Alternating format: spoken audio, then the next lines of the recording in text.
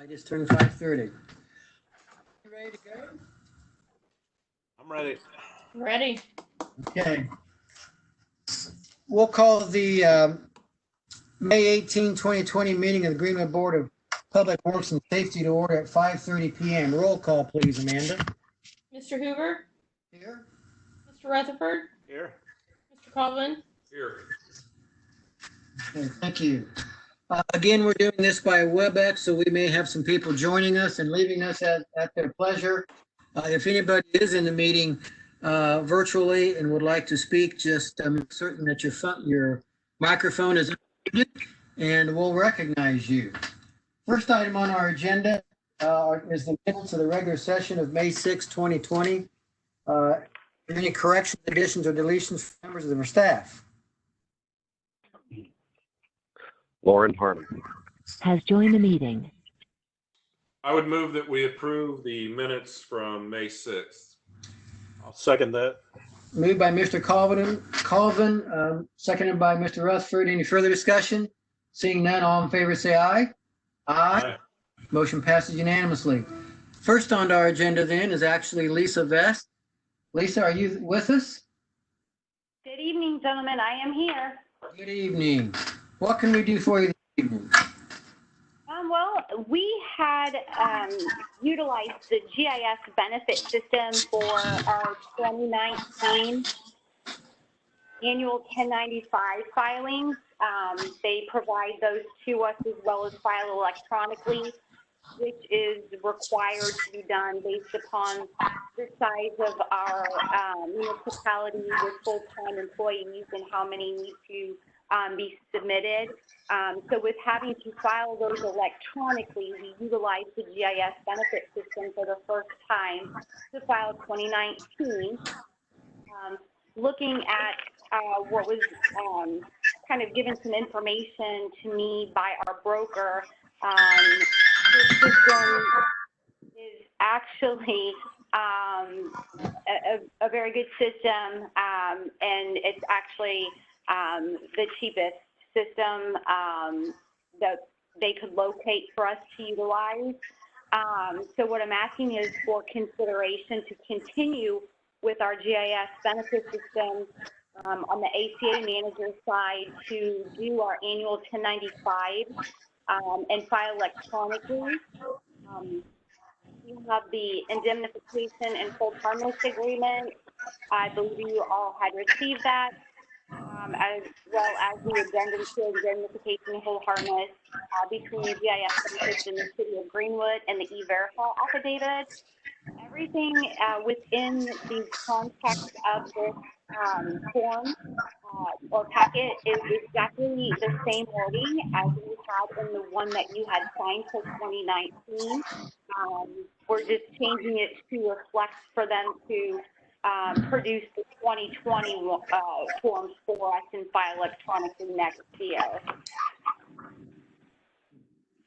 And so the addendum is for the mayor to sign as well if we approve this, correct? It was for mayor or deputy mayor, I believe, is what was sent out for either one of them to sign. Okay. I guess the one I got just has the mayor's space for Mark. But if there's something maybe more current, maybe our motion, if we approve that, could be for either the mayor or the deputy mayor. Are there any other questions for Lisa? I'll move to approve that, if not. Is there a second? Second. Moved by Mr. Russell, seconded by Mr. Colvin. Is there anyone else in the audience who wishes to address this matter? If no further discussion, can we all move for approval? I'll say aye.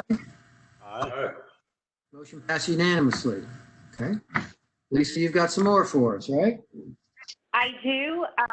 Back in January, they graciously changed the HR coordinator to become the director of human resources within the salary ordinance. And I went ahead and revised our job description for the Human Resources Department to reflect the job title for the Director of Human Resources from Resources Coordinator, as well as change the HR contact information. Other than that, in the Director of HR job description, there are no other changes other than the supervisor being mayor or deputy mayor. For the critical support staff, the information on that was just the change of the title of the supervisor and the HR contact. The gal that I've had as the critical support staff, she has been doing saliva drug testing for me. So we wanted to go ahead and implement that into that job description as well. That is the only change in there is probable training on performing pre-employment drug screenings as saliva only. And then for the administrative assistant position, it was basically, again, just a change in the title of the supervisor and the HR. Okay. Shannon or Jeff, do you have any other questions for Lisa? No. No. Do we have a motion to approve all three as presented? I would move that we approve all three as presented. That was Mr. Colvin. Mr. Rutherford, is there a second? Shannon, will you second this? I lost him. There you go. Okay, Did you hear me now? I got you now. Thank you. Yeah, I lost the screen there for a few minutes. I couldn't see anybody, and then still kind of weird. Well, if Colvin's face and my face are in, that explains the weirdness. So, I There can you go. see you, but I can't see anybody else. okay. Any further discussion? Seeing none, all in favor of the motion, say aye. Ryan? Motion passed unanimously. Thank you, Lisa. Thank Good you. evening. You also. Thank you. Please put that. Has left the meeting. Next on our agenda is Lauren Harmon, the homeowner of 110 Traditions Past, lot 738 Homecoming. Lauren, are you there? Yes, sir. Great, thank you. Tell us what you want to do. So we want to put up a 6-foot privacy fence that goes all the way to the existing fence.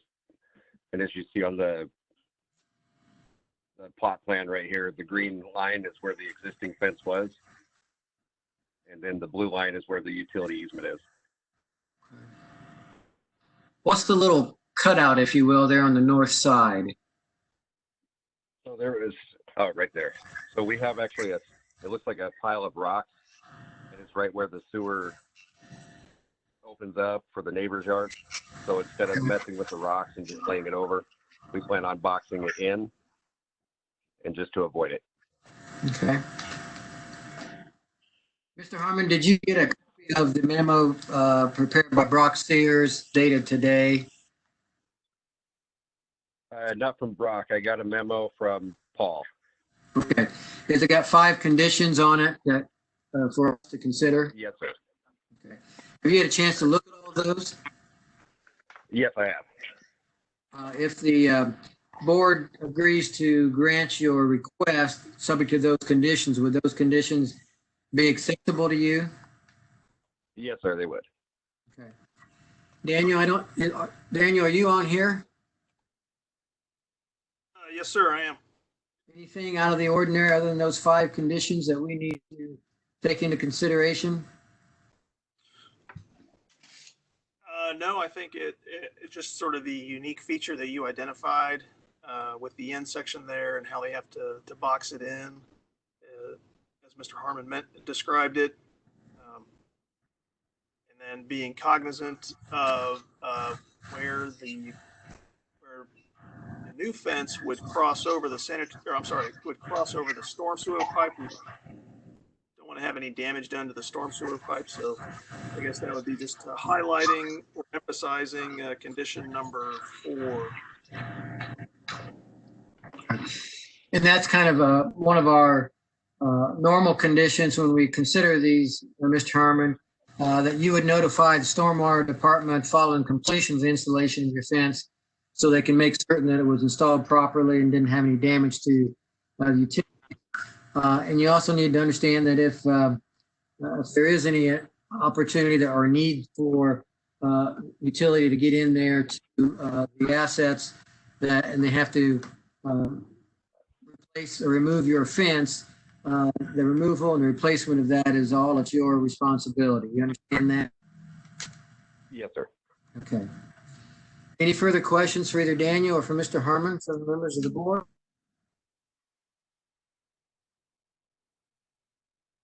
What is the pleasure of the board on this? I'll move to approve with those conditions. I'll second that. Mr. Rutherford moves and Mr. Colvin seconds to grant the encroachment subject to 5 conditions. Any further discussion? Seeing none, all in favor say aye. Aye. Motion passes.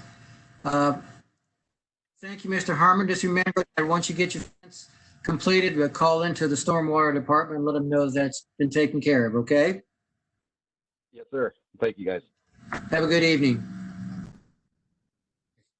Next is Building Commissioner. Lauren Hart. Has left the meeting. Okay.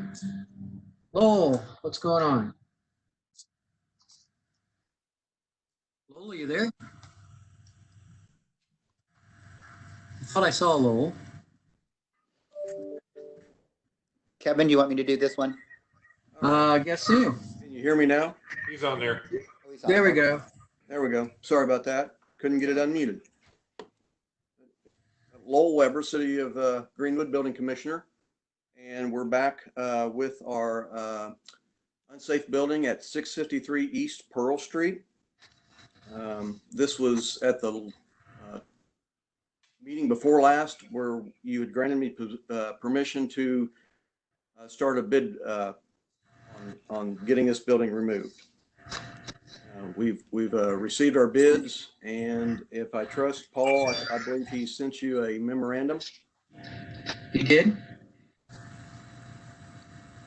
We're asking that you accept one of those bids. We are recommending the Denny companies.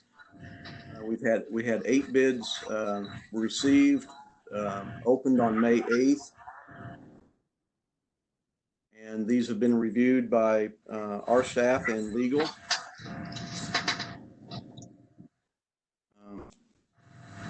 May want to mention that we are not accepting the lowest bid that was given.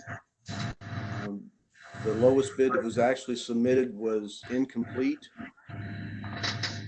in the bid packet. We have recommended that we go with the next lowest bid from the Denny's company for $9,760. All right. Any further questions for Mr. Weber? If not, I'll move that we find that the S&J excavation and concrete bid was incomplete, leaving Denny Companies as the lowest responsive and responsible bidder, and that we award the contract to them in the amount of $9,760. Is there a second to my motion?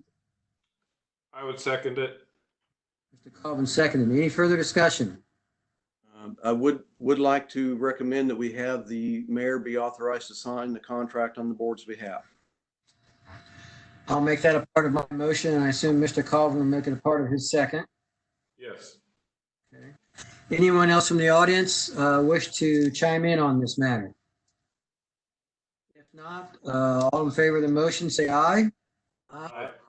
Motion passes unanimously. Okay. Thank you, Lowell. Yep, thank you. Have a good evening. Is there anyone from the audience who's not necessarily on the agenda, but who would like to address?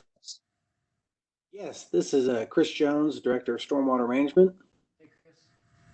Yeah, I think I've forwarded Amanda a copy of our stormwater citation form and a stormwater citation appeals form that I believe she has forwarded on to the Board of Works. Okay, so this is just a housekeeping issue. We just need the board to accept these two forms, and then we'll take them to the Stormwater Board for acceptance as well. Chris, as a way of inquiry, in part of the motion or the message I got from Amanda, she was concerned that maybe you and Shauna did not think this was ready for our consideration yet. Has that been resolved? I think my message was misconstrued. It was that they had been working on this, and this is now the final. I apologize. Okay. I'm good with that then. Any questions for Chris, guys? Yeah. Look at this. I have one. Under the stormwater citation template, the legal rights on page number 2, item number 1, it states you may admit the violation of the Greenwood Municipal Code and pay the fine. If you admit the violation and pay the fine by the date noted on the reverse side, no further action will be taken against you. That last statement, no further action will be taken against you. So if you pay the fine and if it's still in violation, we're not going to do anything about it. That's the way I would read that, unless I'm reading incorrectly. I would think you'd have to correct the violation and pay the fine for no further action against you. Or do we just take that statement out? I think that's a good point, Jeff. I suggest that we add the language and correct the violation to eliminate the ambiguity. Yeah. I could see somebody say, well, I paid what's the fine, $500 or something on the first violation. I paid the $500 fine. Your document says that no further action will be taken. It's worth $500 because it's going to cost me, more than that to fix it. Okay, that sounds good. Amanda, will you make that before it goes to the Stormwater Board? Chris will. He has the master, but we'll make sure it's in the record. Okay, thank you. Okay. Good catch, Jeff. Thank you. Any other questions or issues? Seeing none, is there a motion to approve the citation and the appeal form? I would move, based on those corrections, to approve both forms. Second. Moved by Mr. Colvin, second by Mr. Rutherford. Further discussion? Seeing none, all in favor say aye. Aye. Aye. Motion passes. Thank you, Chris. Thank you. Anyone else in the audience wish to address us? And we'll move on to Mr. Hudson. First up on my list is the IDEM compliance plan. We're current with our reports and all's well with the IDEM. Next on my list is approval of the Indiana Railroad license agreements for the Rest Regional Interceptor. Part of our pipe runs in a railroad easement, and we needed to have 3 licenses in order to complete the WRI. We need to get Board of Works approval for these licenses.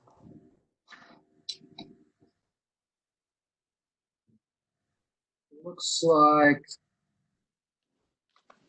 these are for the mayor's signature, and even a ratification of the mayor's signature, Sam. I don't think the contracts have been completed because the railroad company hasn't signed off on them. Correct. But it looks like Mark has signed off on them. Okay. Yep. Okay. Well, I'll move that we the board would grant the 3 license agreement for underground pipelines, cables, and conduits with the Indiana Railroad Company as presented.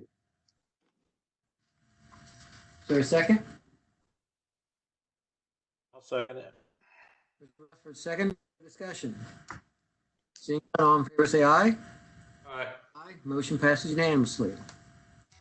Next up is consideration of a contract with Azteca Systems LLC for the CityWorks server. And this is to allow to adapt the software so the users from CDS and Stormwater will be able to share information.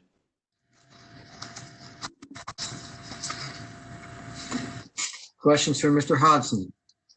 This is also for the mayor's signature. It's the pleasure of the board. I would move that we, go ahead, Shan. No, you. No, you go ahead.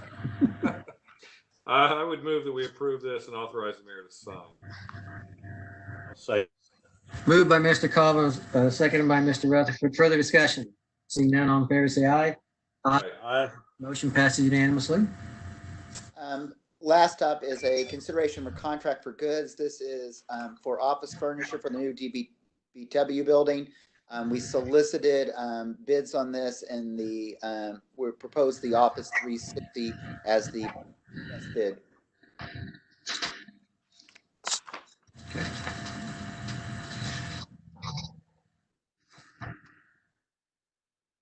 This is what was on the agenda last meeting and off the last minute, correct? Correct. And the reason to do that is we felt more comfortable soliciting 2 additional bids just to be certain that we complied with the state statute. Okay. That's been done and you're comfortable and you're asking us to approve this for the mayor's signature, gentlemen. I'll move For approval. I'll second that. Motion by Mr. Rutherford. Further discussion? Seeing none, all in favor, say aye. Aye. Motion passes unanimously. Thank you. Anything else, Sam? Nope. That'll do it. Thank you. Have a good evening. Stay with us. Daniel, homecoming at University Park. Is that first? All right, good evening. Good evening. Yeah, for Homecoming, University Park, Section 15, this is actually the last section of Homecoming. This is simply for the acceptance of the performance guarantee and acceptance and execution of the inspection and testing agreements, and ratifying the acceptance of the 50% upfront fees, and to authorize the mayor or deputy mayor to sign on the board's behalf the O&M manual for water quality. Okay. We've got a memo from Paul Peony with the terms as Daniel just described. Is there a motion to approve? So moved. Mr. Colvin moves. Second. Mr. Rutherford second. Further discussion? Seeing none, all in favor say aye. Aye. Motion passes unanimously. Next. Second item is for the future roundabout at Main Street and Meadowview Drive. It's part of the NDOT process to have the local municipality commit their funds about 4 to 6 months in advance of the letting. This project does have a letting in October of 2020, and so my request is that you would opt. There's also a resolution document, resolution 2020-04, that you adopt that resolution 2020-04, committing the city to providing the city's share, that is the local match, of the construction inspection cost of $268,000 for the Main Street Meadow Drive Yorktown Road roundabout project. And Daniel, that's an approximate amount, correct? It's not cast in stone necessarily? Correct. When the when the project is led by NDOT, the winning bid will actually determine the amount of our share regarding the construction costs. Daniel, I have a question. Are we acquiring parcel 1 and parcel 2? No, you can just somewhat see there, the purple line identifies the areas that were acquired, and those purple lines are just approximations. All of the acquisition has been complete on this project. 2 individual private residences on the southwest and southeast corner, and then the 2 small portions on the north side of the road, both are with the HOA.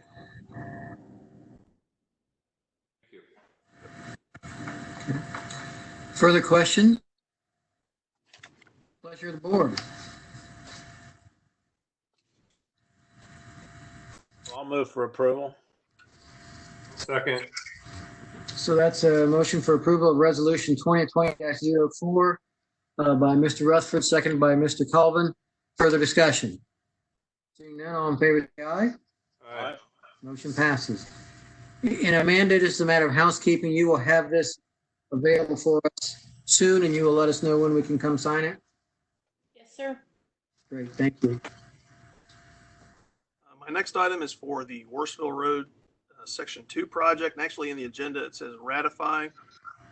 That's a typo. It should be approval. The purpose of this is to request the board to approve the condemnation of 2 parcels. Should have a memo available for you to see which 2 parcels these are. We received them, the information last week, so we wanted to take advantage of this meeting. Your approval. The redevelopment commission has already committed the funding of the condemnation process for these parcels. So our request is for the board to approve the condemnation of the parcels 1 and 12 for Worsville Road Section 2 and authorize city and staff to coordinate and proceed with design consultants and outside legal counsel for this effort. I'll make that motion. Is there a second? I'll second that. Mr. Colvin, second, and further discussion. Seeing none, all in favor say aye. Aye. Motion passes unanimously. My next item is regarding Academy Street. You can see there on screen. In early 2020, the city entered into an agreement, interlocal agreement, with Johnson County, City of Franklin, and the town of Whiteland. This project's called Johnson County Rail Corridor Safety Improvement Project. It is a project that NDOT is funding a portion of. There are 5 crossings within the city that are part of the project. And Academy, the existing crossing at Academy Street will actually be closed. You can see in the memo available that the other 4 crossings at North Meridian Street, East Broadway, Main Street, and Pushville Road, those will all be improved. Academy Street will actually be closed.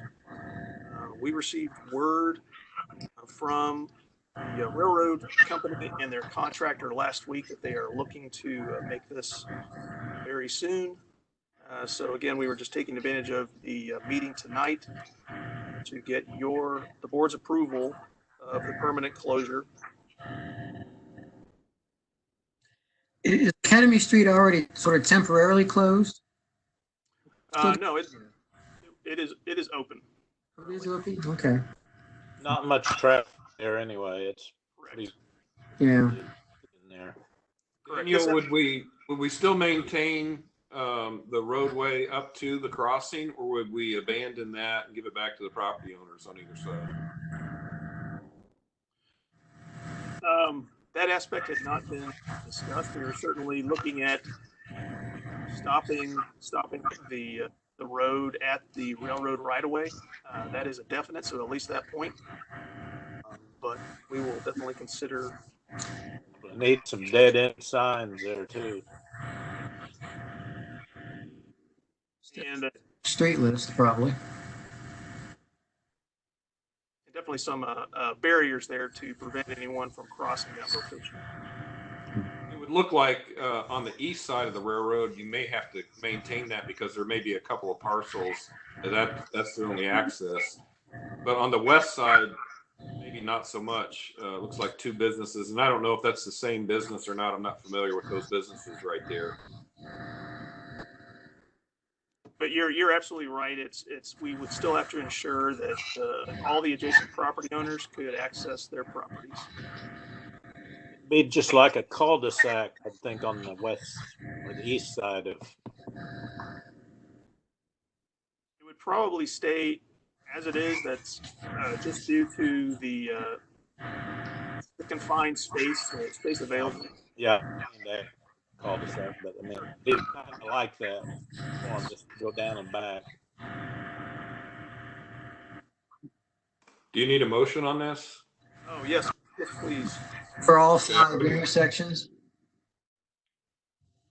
No, this one actually is really just specifically for Academy.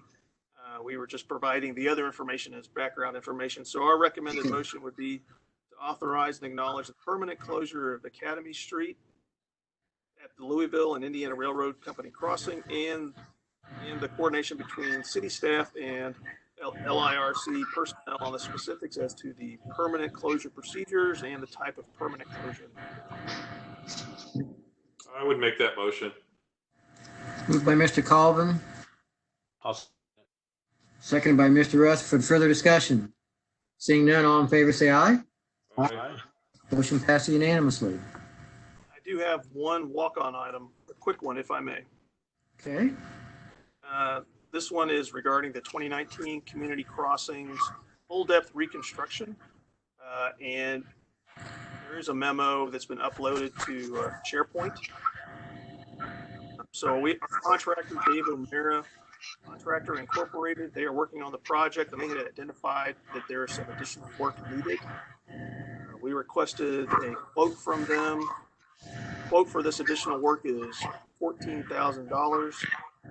We have coordinated with the finance department for potential options to fund this increase. And so my request to the board would be to approve the additional cost of $14,000, and authorize city staff to proceed with processing the quote, or coordinating with the contractor, all for this project, the 2019 Community Crossings full depth reconstruction project. I'll make that motion. Second. Is that Mr. Colvin? Yeah. Thank you. Further discussion? And all in favor say aye. Aye. Motion passes unanimously. Thank you very much. That's all I have. Thank you, Daniel. Mr. Wright, are you with us this evening? I'm here. I have nothing for you. Well, that's the way we like it. Thank you. Mr. Rutherford, looks like it's your. I'll make a motion that we approve the claims. Second. Further discussion? Seeing none, all in favor say aye. Aye. Motion passes unanimously. We'll stand adjourned at 6:02 p.m. Thank you all. Still no decision on when we're going to meet in person yet, Amanda? Have you heard any more? I have not heard any more, no. And at this time, remember that your next meeting is on Wednesday, June the 3rd. So